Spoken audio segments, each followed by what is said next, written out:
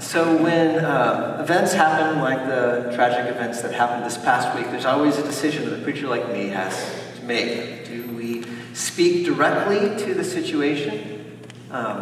Sometimes I think that is the appropriate thing. We want to make sure that we're bringing God's word to every situation and every question that we have.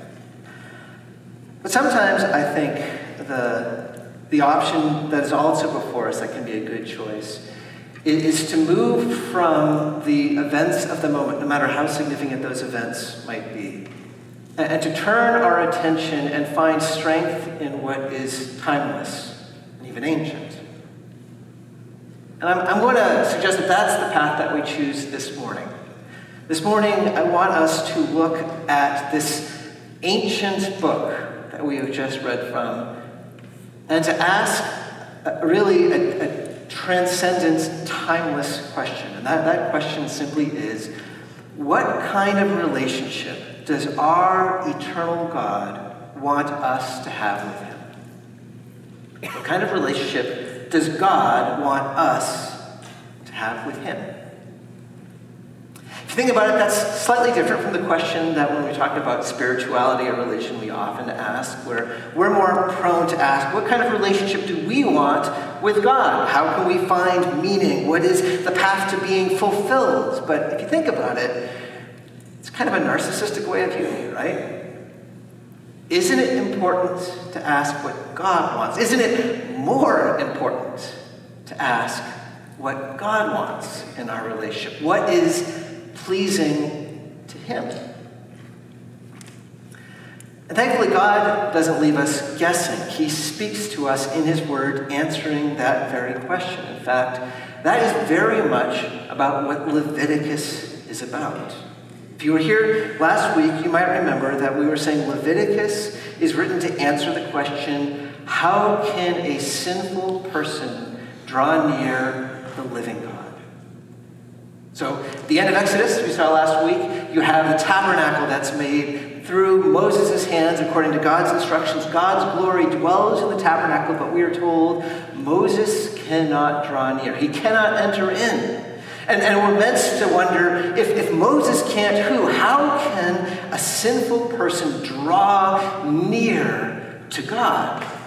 And it is that very question that is at the very center from the get-go in Leviticus. It's probably something that you didn't quite hear as clearly as it comes out in the Hebrew. So I'm going to read a very clunky literal translation of kind of what verses 2 and 3 are saying. Hopefully you'll hear what I mean. The question, or the way it's being proposed in verses 2 and 3 is, when a man from among you brings near something to bring near to the Lord, it is from your livestock, herd or flock, that you shall bring near your object to bring near. If his object to bring near is an ascension offering from the herd, ye shall bring near a male without blemish. He shall bring it near to the entrance of the tent of meeting, so that he might be accepted before the face of the Lord. You hear that again and again. Bring near, bring near, bring near. That's what Leviticus is talking about. How do we come near to God? And we should recognize from the outset that when we're talking about this language of proximity, of coming near, we're speaking not literally as if God somehow is in one place or another. God doesn't have a location. He's not bound to one place. When we're talking about nearness or farness from God, we're speaking figuratively. We're talking about relationship. Which I think makes sense to us, right? Because that's oftentimes how we talk about human relationships. We might say, hey, when I was in college, I became really close to that friend, but now we've become more distant. We've grown apart. Do you hear that? That's distance language, but it's talking figuratively about relationship. And that makes sense. The two really are kind of connected to each other. If you don't like someone, you'd rather not be in the same room with them. You want to be further away. If you do like someone, say you're a couple who's just kind of feeling like they've fallen in love, you're inseparable. You feel like you're side by side the whole time. Proximity and relationship are very closely connected to each other. And so when Leviticus is speaking about how is it that you and I can draw near to the living God, it's talking about relationship. It's answering the question that we've already posed. What kind of relationship does God want us to have? And how? Leviticus seeks to answer that question. Or perhaps probably a better way of putting it, God is answering that question. Because the statement that is repeated again and again, 35 different times in Leviticus, is the Lord said to Moses, saying. In other words, everything that Moses says, this isn't just Moses says, hey, I've got an idea, guys, let's try this. This is God saying, I want to tell my people, here's the way. Which is really important if you think about it. God is the initiator in this relationship. This is not a matter of human beings go, I would really like to get to know God. Let's try to figure it out and climb our way up. No, even before humanity knows what to ask for, God says, I want you to have this kind of relationship with me. Here's how. Before humanity turns towards God, God turns towards humanity in love. It's important to remember this because one of the things we see in Leviticus again and again is God is not a friend to sin. But it's important to realize the very existence of the book shows God's intent to be a friend to sinners like you and me. And the way that God seeks to provide a way for this relationship between sinful people like us and him is through sacrifices. Sacrifices, these mysterious things, they are meant to make a relationship between sinful people and God possible. They are, you might say, relationship enablers. I think that's especially the focus of that word that's very important that first appears to us here in verse 4, where it talks about how when the sacrifice is being presented, it shall be accepted for him to make atonement for him. The word translated atonement can be used in a number of different ways in the Old Testament. It can have the idea especially of cleansing, like washing away and making something clean, sometimes covering. It can also be used to speak of paying a ransom for a slave or kidnapped. But at the root of all of it seems to be this consistent idea of supplying something that is needed to make a relationship possible. Sacrifices, as they provide atonement, are meant to be relationship enablers. And if you've been reading through Leviticus before, you'll know in these opening chapters there are a number of different kinds of sacrifices. And the best way to understand them is that they are provided for different aspects of how to maintain a healthy relationship. To illustrate, let's take marriage as an analogy.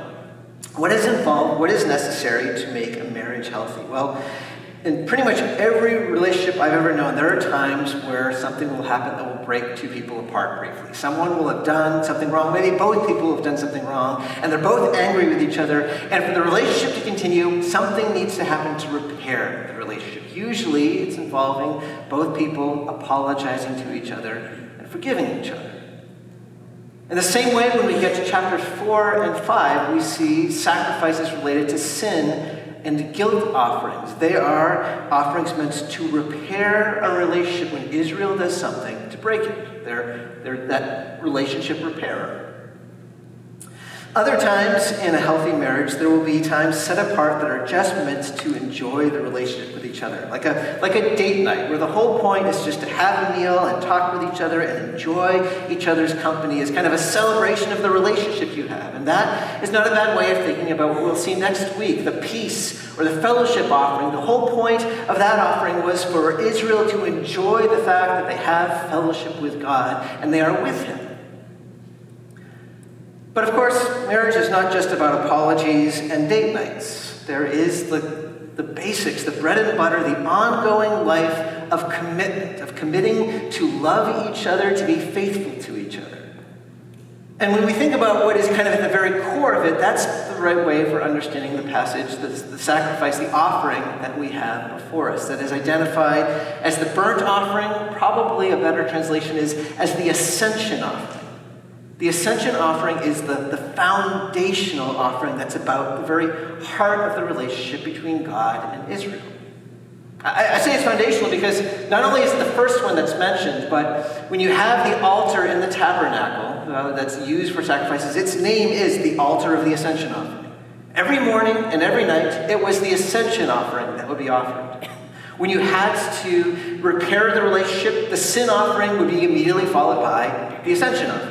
And whenever you wanted to have that fellowship offering, that kind of celebration, it would always go on top of the ascension offering. The ascension offering is the baseline. It's the bread and butter. It's the heart of what enables a relationship between God and humanity.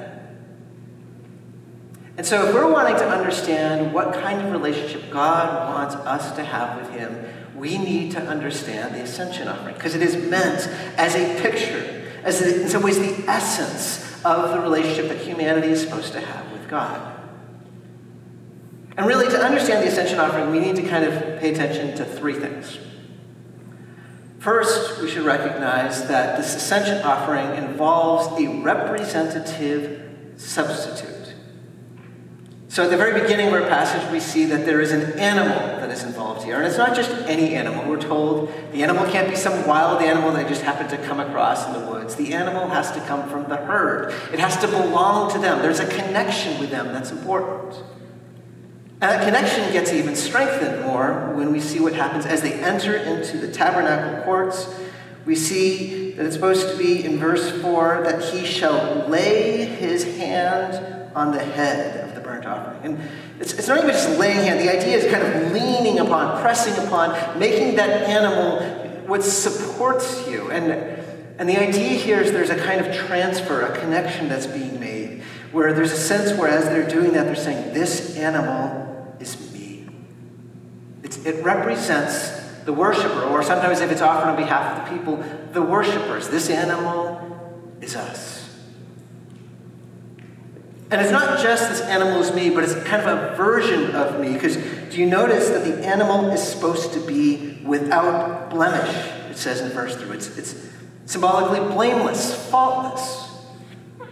So this animal that represents the worshiper is a perfect version of the worshiper. It's what the worshiper should have been. It's what the worshiper would be if the worshiper were completely right. It is representing the worshiper as a substitute. Second thing for us to understand is that this ascension offering, the primary action in it, is one of complete devotion. This will take longer to kind of illustrate. So right after they pressed their hand on and kind of connected themselves to the animals, immediately after the worshiper will slaughter the bull or the lamb, slitting its throat, drain its blood, and after the priests have taken the blood and splashed it against the altar, then the worshiper will cut the animal in pieces. And piece after piece after piece, it all goes on the altar, and it is all burnt.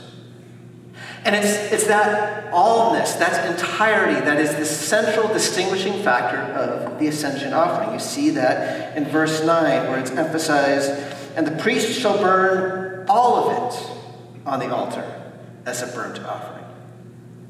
This is the key to understanding it. It is a picture of entire and complete devotion. As the animal, piece after piece, is being put upon the altar, it's like this enacted prayer. And the worshiper, you might imagine, praying, all that I am, I give to you, Lord. My head, my heart, my hands, everything is yours. Oftentimes with the ascension offering, you would have what's sometimes referred to as the tribute offering. In our translation, the grain offering that we saw in chapter 2, where a portion of the fruit of their labor would also be added to it, and that has a very similar idea. All that I have done, I give to you. All that I am, all that is mine, all that I have accomplished, everything belongs to you.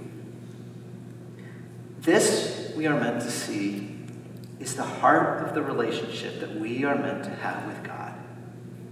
One of complete self-surrender, giving 100% without any remainder over to God.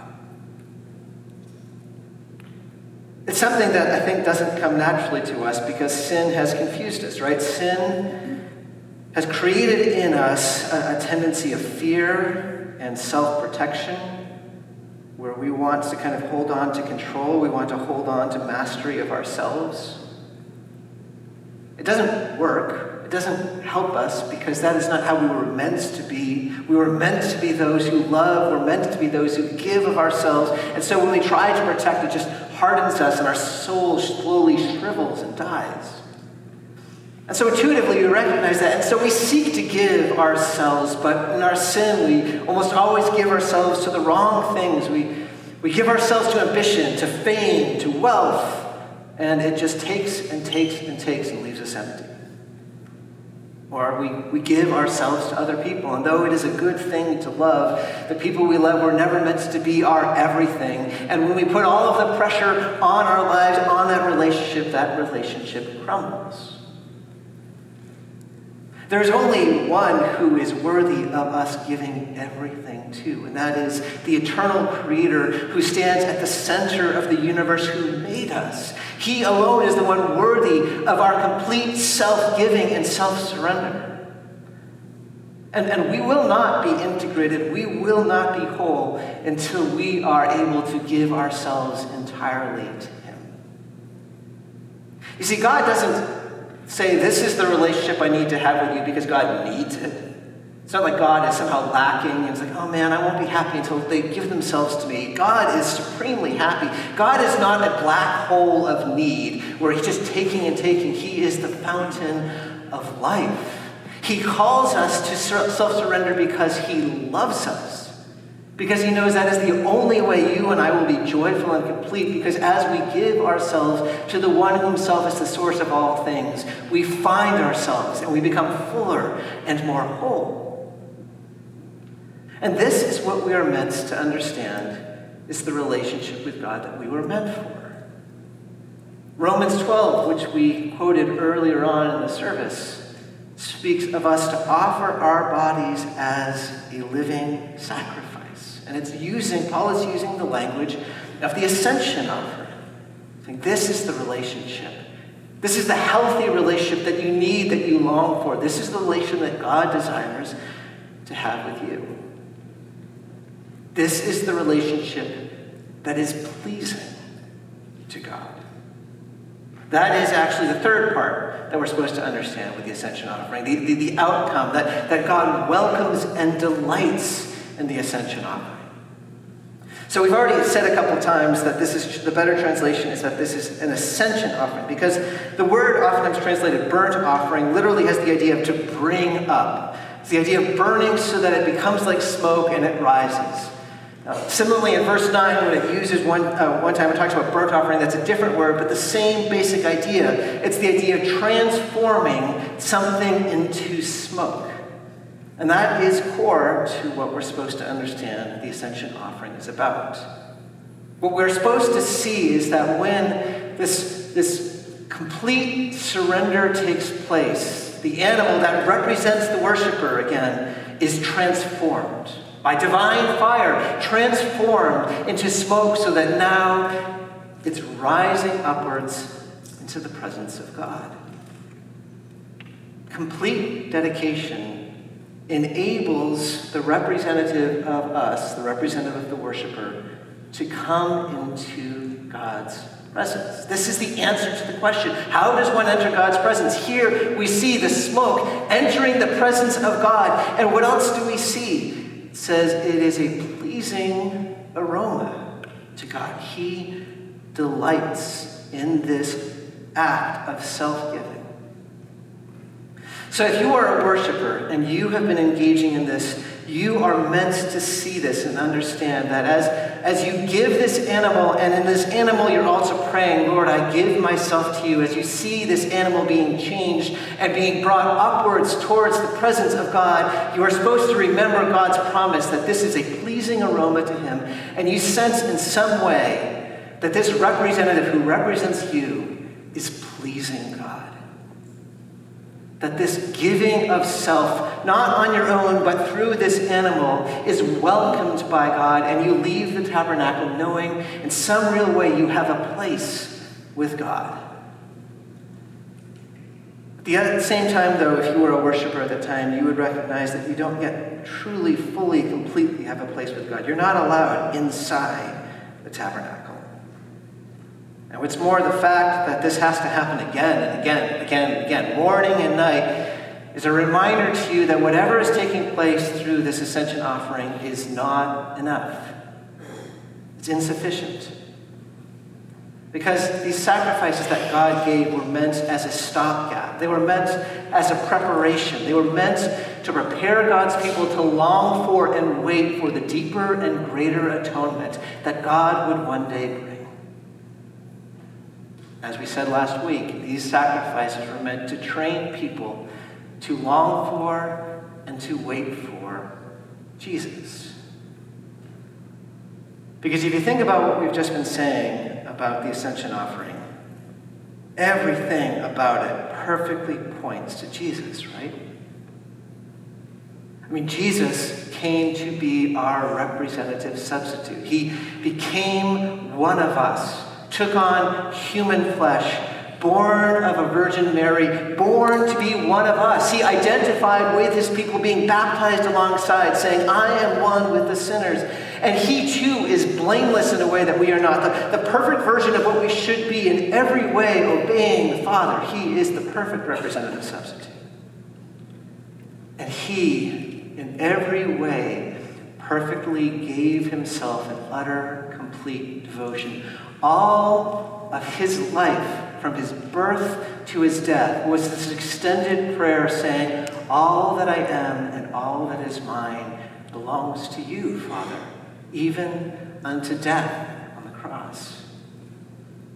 And after dying on the cross, what happens? But he is transformed by the divine fire of God, resurrected in this new life-filled, spirit-filled body.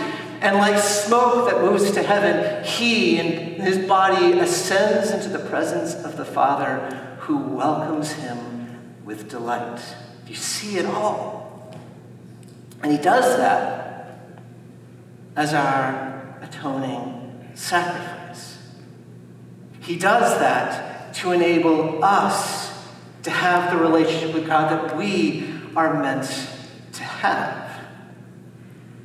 We speak regularly about Christianity being about placing our faith in Jesus. When we're talking about that, we're essentially talking about that very same action of leaning upon the animal. To trust in Jesus is to lean upon Jesus in that way, saying, my identity is now with you. You are my representative, my substitute, and I am yours. Your lot, your future is mine. That is what it means to trust in Jesus. It is to take hold of him as our representative substitute. It is like the worshiper that we have imagined in Leviticus, to join with Jesus and to pray as Jesus has prayed, joining in his prayer saying, all that is mine and all that I am, I give to you. But we don't say it alone. We say it side by side with the voice of Jesus. And because we do this with Jesus as our representative substitute, because we do this with Jesus, something beautiful takes place. Our half-heartedness of self-giving, our flawed sinfulness, somehow, despite all of that, becomes beautiful in the sight of God. Romans 12 says, therefore, in light of God's mercies, offer your bodies as a living sacrifice, and then it goes on to say, which is holy and pleasing to God. We are not blameless as we offer ourselves, but Jesus is, and his blamelessness becomes our blamelessness. We offer ourselves half-heartedly and often with hesitation, but Jesus is steadfast and pure, and in him, our imperfection becomes perfect. For anyone who has walked as a follower of Jesus, you will know what I've definitely come to know, and that is that the life of learning to devote ourselves to God is this gradual process. Year after year, you learn more ways of what it means to love God with all of your heart, to entrust him with everything. And so at any point, if we're honest with ourselves, when we look at who we are and what we are seeking to do, we realize how flawed it is, how short it falls of what God deserves. But you know what doesn't happen? When we do this, when we seek to honor God by giving ourselves to him, God doesn't look in revulsion and say, don't you realize how flawed that is? Don't you realize how imperfect, how half-hearted you are? No, that is not the way it is with God at all. Every little inch we move forward as we little by little learn more to give thanks to God and depend upon him in prayer. Every little step we take where in service to God we seek to pay more attention to the needs of others. Every little bit where we find ourselves dying to our own selfishness and the pain that's involved and learning to give a life of love, as flawed as they are, arise to God like gifts ascending to him. And each gift, as he receives them, he smiles and takes delight. Isn't that a remarkable thing that you and I, as we make our efforts, as flawed as they are, bring our God joy? That our relationship with him brings him joy.